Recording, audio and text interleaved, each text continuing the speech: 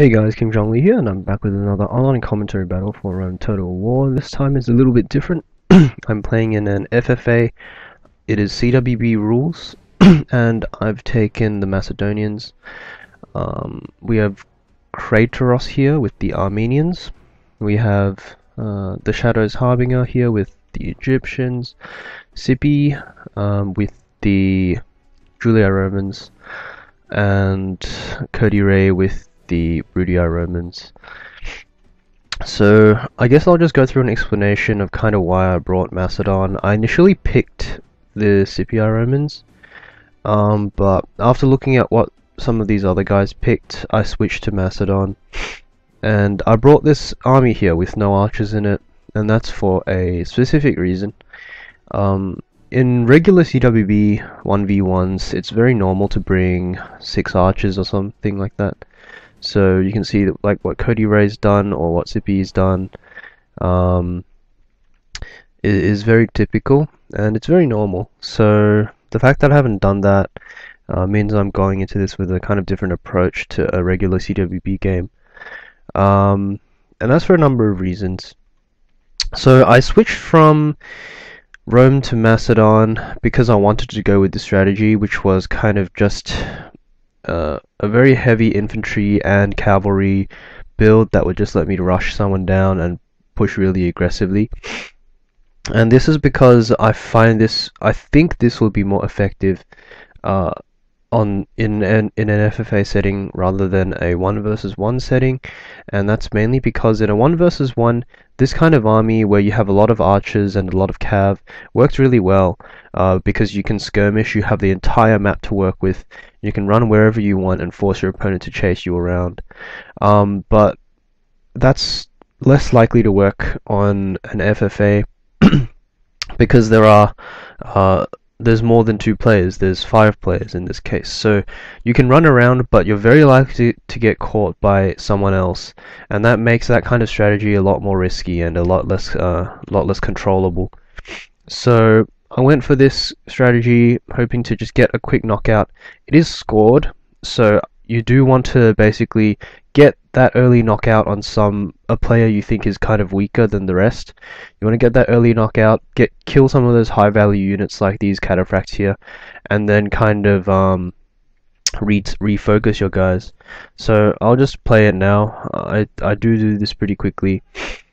As you can see, I'm just letting the archers shoot my my cav, but that's alright. The main thing is that I've gotten him to kind of engage me. I've gotten him to fight me, which is what I want.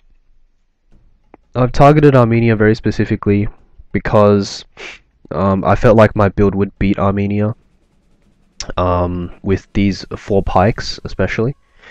Cody Ray's seen this and he's coming over, which is quite clever. He's in a very good spot to get the advantage kind of in this engagement, while I'm stuck against Crateros.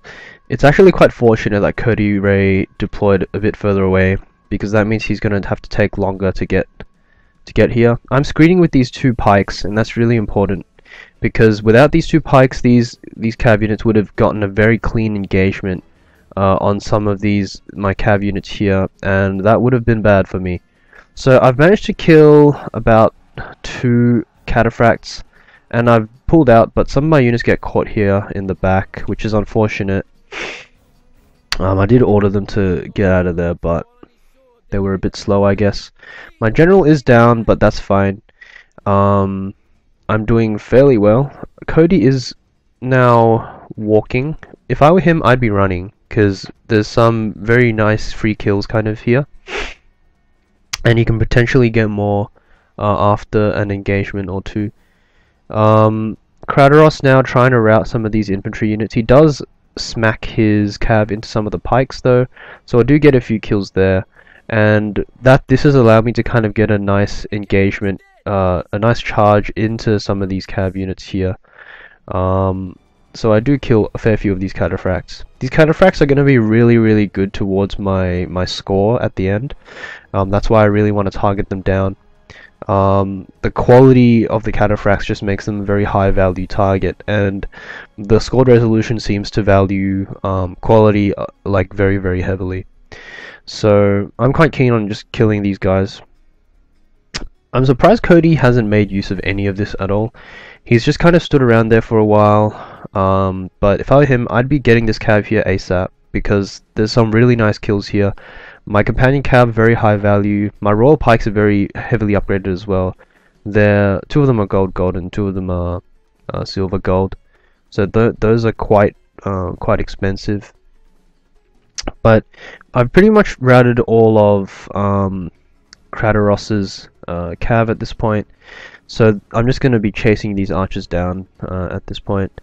And I feel like I've done fairly well. I feel like Cody Ray had a very good opportunity there, but he just didn't take it, which was a bit unfortunate. If I was him, I'd definitely have just charged in with my cav. Just not charged in maybe, but I'd at least have kept my cav close. Because at this point, I have a very big lead in terms of the squad resolution. And yeah, it's very comfortable. Cody then sat here and told me to fight him, but I'm obviously not going to fight him. Fighting him is incredibly disadvantageous for me, so I'm not doing that. I'm going to try and get one of these two people to fight Cody instead, and then I'm planning to just kind of hang on a wing with my cav and try and exploit any conflict that kind of arises, which is kind of the great thing about FFA. It can be a bit it's very opportunistic as well.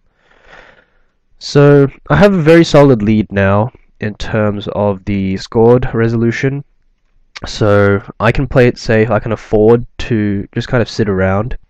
Whereas these three guys, one of them, like, they need to make a difference in their score somehow. So Sippy was looking at kind of fighting the Shadows Harbinger, and I'm very surprised actually that he didn't just go for it. Because it seems like the Shadows Harbinger is like not as good as Sippy. No offense intended, but Sippy is probably the better player, and I'd give him the edge in a 1 versus 1. So I'm surprised Sippy just didn't go for it, because there is a very high chance the Shadows Harbinger makes a mistake or a few mistakes that Sippy will be able to exploit. And even if he doesn't do perfectly well against him, he's going to be getting the kills in those chariots, which are really good for the score. And that would really help Sippy. Shadows Harbinger, I'm also surprised. Well, I'm not surprised really, because it's going to be tough to try and get an engagement with these cav without kind of getting shot by these archers. So maybe he was just waiting for an opportunity. I think he would match up very well against Cody Ray though, because Cody Ray has more infantry. It's much harder for him to run away if Shadows Harbinger tries to get his chariots in. So at this point I still have 2 royal pikes. I have one here, one here. I'm trying to save this unit, and I'm trying to kind of use this unit as a distraction, so Cody is kind of torn about which one to go for. Does he go for the safe unit here, gets that guaranteed 15 kills on some gold pikes, or does he go for this one here, where potentially I can kind of support with the cav, and I can turn around and also poke his Praetorians. So I'm really just trying to save this unit here, because so this is the reason I brought Macedon instead of Rome. Rome was my initial pick, so I did change to Macedon, and that's because Shadows Harbinger had his chariots, and pikes are very good against chariots. They're probably the best unit to have against chariots in my opinion. Loose formation pikes will crush pretty much just shut down any kind of chariot attack that Harbinger wants to plan, which is why I really wanted pikes, and I picked Macedon. The other factions you could consider are like Armenia, but that had already been picked, Seleucids, Pontus. But the problem with Pontus and the Seleucids was that I didn't really like their heavy cav choices. I feel like cataphracts aren't so good for FFAs, because you want to be chasing units down, you want to be, while they're routing, and cataphracts aren't really ideal for that. They get tired very quickly, and they're much slower. So that's why I didn't really want to pick Seleucids or Pontus, and I kind of left with Macedon, which is very strong pikes, but also companion cav, which are very solid cav. Not as strong as the Praetorians, but they have a very nice charge bonus, very mobile. And since this is a CWB, I can also bring 2 Macedonian cab, which I have done. So that's, you know, given me even more to work with, kind of. And that gave me a lot of confidence going into this game for a early rush. And getting that scored resolution, kind of getting the numbers on my side very early on, giving me kind of leeway to just sit around. But we see Sippy kind of just gunning for Cody Ray here. This Royal Pikeman routes just under the weight of it's the overwhelming enemy presence, so I'm not surprised that routed. But as you can see, I'm just hanging in the wings here. I'm waiting for an engagement to happen between these 2 players, and if it does, I'm just gonna go in. I'm just gonna go in with my cav and try and exploit that. Get as many kills on these cav as I can, because these cav are gold. If I get pretty much a decent number of kills on these cav, I've pretty much won, because it's very high. They're just very high value units. And the great thing about kind of charging into 2 people's engagement is that the kills on your cab get split between the 2 players, or ideally they get split between the 2 players. So like neither player will kind of get a really big edge in terms of the score. If all your cav gets killed by 1 player, then they kind of get a big boost in the score, and you don't want that to happen. So if you charge into kind of if you charge into both people, then it's kind of split, and you know, relatively you're still in great shape, because that's less opportunity for them to increase their score. So we have the Shadows Harbinger here with his chariots, and if I didn't have this Royal Pike, then it would be great for him to just kind of charge and chase my companion cav. My companion cav are very tired, stuff like that. These guys are just fresh. Even though this is a swamp, chariots are faster than cabs, so the chariots will probably catch my cav and kill them. But luckily, because I have the Royal Pikeman unit here, it's become pretty much a no-go for Shadows Harbinger. So very fortunate that I have a pike left over, and it's such a full unit as well. It's making a lot of difference in this kind of scenario. But the reason Sippy kind of decided to target Cody instead was because he felt that Shadows Harbinger's army countered his too well. The chariots of Egypt are very strong. It is heralded as the best CWB faction in the game, and that's for a good reason. The chariots are just cheap, you know, death sentence for cav a lot of the time. Ferris women are very strong as well, and the Ferris guards are half decent pike units. Not great, but they're decent. So we have Sippy kind of just walking around with this cav, trying to find a good engagement.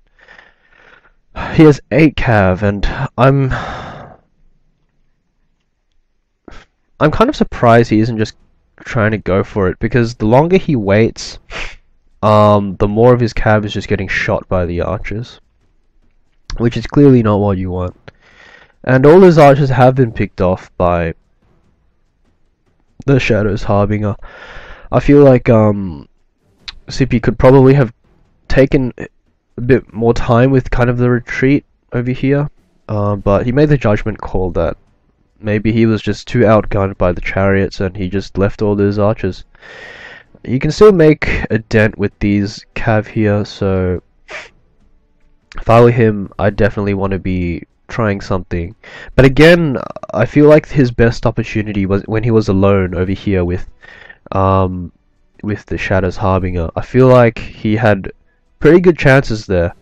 I think he should have just gone in with his archers first, got a few shots off, and I feel like Shadows Harbinger would have made enough mistakes for Sippy to kind of capitalize on them and win, and come out really far ahead in this FFA. What you do have to think about in FFA is kind of the skill level of the players. You want to be targeting the players you think are going to be easy pickings first, because those are the ones that are going to give you the easiest time boosting up your score. And then once you've taken one of them out, you can have the luxury of kind of just sitting on the wings and waiting for a nice opportunity. If you don't have that luxury, you have to create it for yourself, kind of. You have to keep up in the score because you're not going to win otherwise. If I had lost against Armenia, then I probably wasn't going to win anyway. So that's kind of my thinking. It was very risky, I agree, at the start, but it paid off, and I'm doing pretty well now. I'm just looking for kind of a lot more kills on these expensive units. So I don't really care about the archers, but these urbans, the cav, maybe some chariots as well, if possible. I feel like are gonna be pretty good contributors towards my score counter. But Sippy and Cody are just not engaging each other at all, and the Shadows Harbinger looks like he's getting a bit impatient now. He's gonna ready his chariots up, and Shadows Harbinger is in a great spot right now. Basically, Cody's in between. Cody's in the worst position, and Cody's kind of put himself there. I feel like this is a big mistake. He's now pinned. He's the person in the middle, basically. You never want to be in between two other players. In this case, he's between three other players, including myself.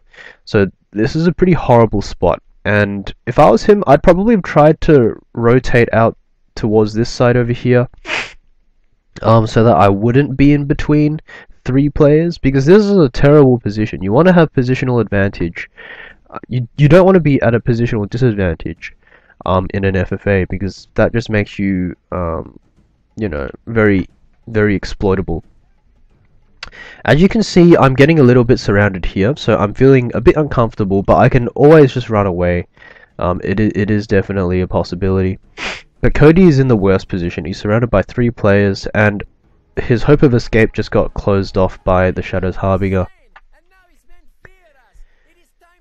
It looks like Shadows Harbinger's general actually just got killed by arrows, so that was a big misplay, and that's the kind of thing I'm saying, Sippy could have exploited back there. I feel like that 1v1 situation was a very, very good situation. If you have no third party kind of loitering in the wings, it's much easier for you, and especially if you're probably the more skilled player, I think he should have taken advantage of that, and if he had won that engagement, he'd be in a great spot.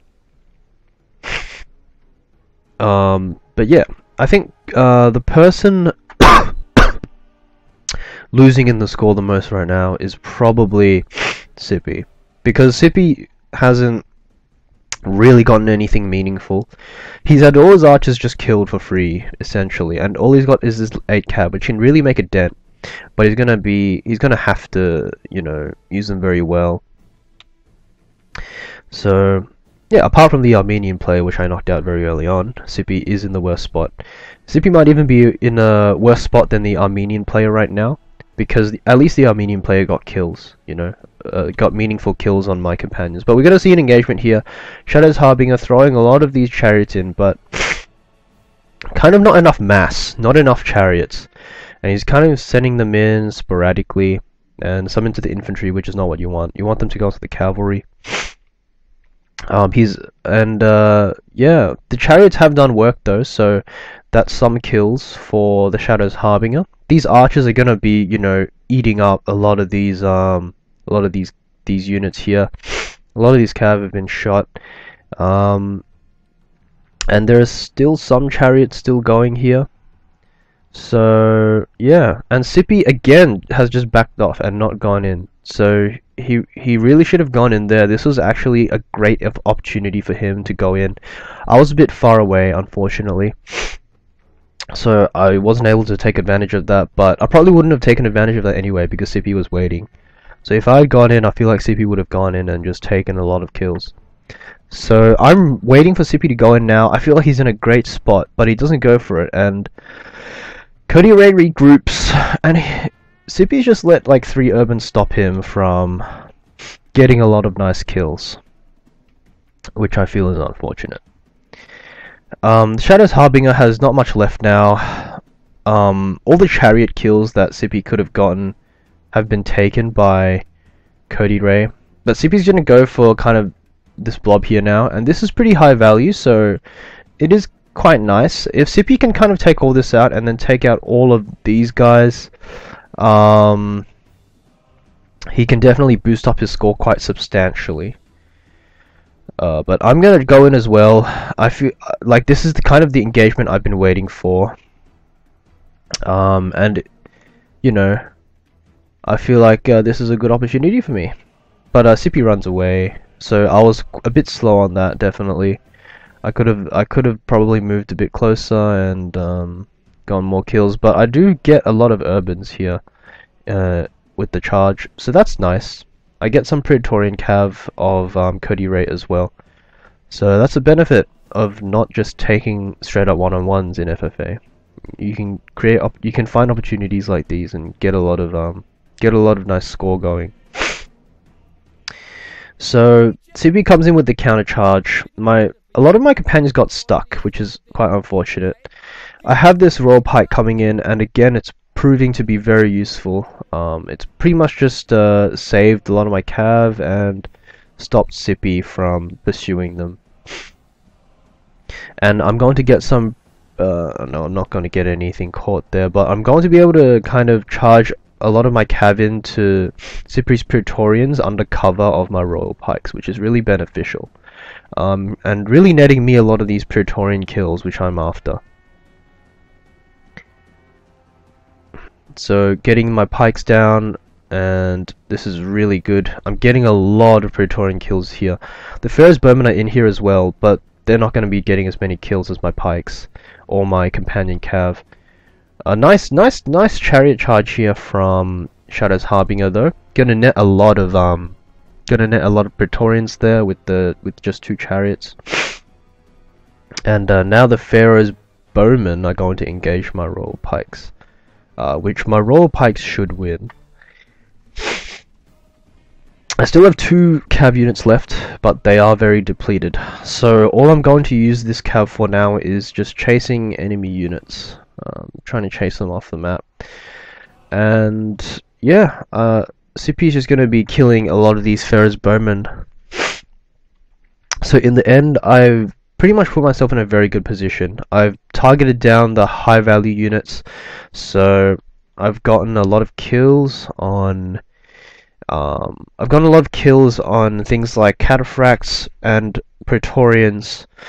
I've also obviously got kills on some archers, some Armenian pikes, and now I'll probably get some kills on urbans that are running away, and probably a few more kills on archers. But yeah, I've been really focused on targeting down those high value units. High value units like the cav. So that's really helped me out in the score department, and I'm feeling pretty confident going into this kind of end game. The Shadow's Harbinger started playing really passive with his cav towards the end, which is why this battle took so long. Instead of kind of using his cav as a melee unit, he was kind of just trying to preserve them, and I feel like that's not the way he should be playing. With the chariots he has left, he has an opportunity to make a really big difference in his score, and I felt like he should have just engaged them, because any engagement with the cav we have left is pretty favorable for chariots, because chariots are very good against cav. They have the bonus. So he should have just engaged, he should have just charged in, gotten as many kills as he could with the chariots, but instead he decided to kind of just let them shoot arrows and make them exhausted, which is not good. So at this point I've actually ordered a withdrawal, because I'm not confident that these companion cav units are going to get any more kills for me. I feel like they're just only gonna give kills to my opponents, so I've just withdrawn them. I'm taking them off the map because I'm pretty confident that I've won. But as you can see, it's just gonna be a chase over here, and there's another chase going on over here somewhere. Yeah, there we go. If I was Shadow's Harbinger, I'd just turn around and charge them in, because they're both favorable. They're both favorable engagements. where you can get kills on the Praetorian Cab. And the Praetorian Cab, as I've said before, very high value unit. So very, very nice score bonus there.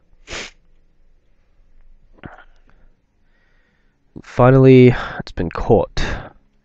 So it's probably just the other side. See if I can find it.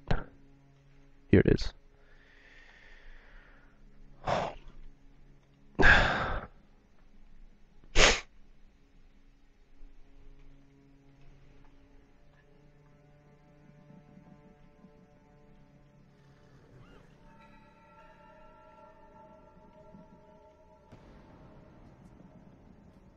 Some arrows are coming out from these Egyptian chariots, but they're exhausted, so I don't think the arrows are doing much.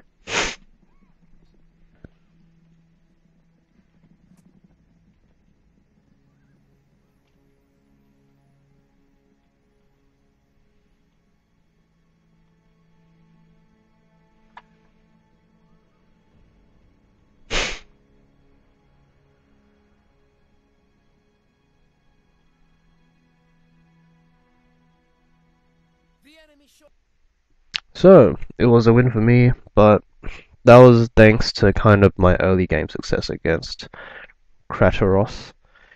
Yeah, got pretty lucky there with the spawn next to Kratoros. I was probably going to go for either him or Shadow's Harbinger, which is why I brought Mastodon, because the pikes would have given me a pretty nice edge against either of them. As you guys can see, a lot of kills from the Cav, but well played to everyone else as well. Yeah, thanks for watching, guys, and I'll see you guys next time.